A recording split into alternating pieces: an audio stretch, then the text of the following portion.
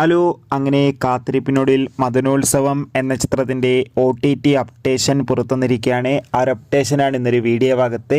വീഡിയോയ്ക്ക് മുൻപ് video like ചെയ്യുക, ചാനൽ സബ്സ്ക്രൈബ് ചെയ്യുക.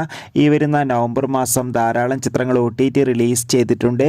നമ്മുടെ ചാനൽ ഭാഗം പരിശോധിച്ചാൽ നിങ്ങൾക്ക് കാണാൻ വേണ്ടി സാധിക്കുന്നതായിരിക്കും. സുരാജ്, ബാബു ആൻ്റണി എന്നൊക്കെ പ്രധാന കഥാപാത്രങ്ങളായ ചിത്രമായിരുന്നു മദനോത്സവം. ചിത്രത്തിന് ഒരു ആവറേജ് അഭിപ്രായം മാത്രമായിരുന്നു സ്വന്തമാക്കാൻ വേണ്ടി സാധിച്ചിട്ടുണ്ടായിരുന്നത്.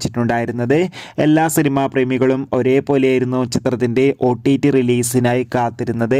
ഫൈനലി മദനോത്സവം എന്ന ചിത്രത്തിൻ്റെ OTT അവകാശങ്ങളൊക്കെ ആമസോൺ പ്രൈം വീഡിയോസ് എന്ന OTT പ്ലാറ്റ്ഫോമും മനോരമാക്സ് എന്ന OTT പ്ലാറ്റ്ഫോമും സ്വന്തമാക്കിയെന്ന് കൺഫേം ആക്കിയിട്ടുണ്ട്. ചിത്രം ഡിസംബർ മാസം OTT റിലീസ് ചെയ്യുമെന്നും കൺഫേം ആക്കിയിട്ടുണ്ട്. കാത്തിരിക്കാം കൂടുതൽ അപ്ഡേഷൻ അറിയാൻ വേണ്ടി.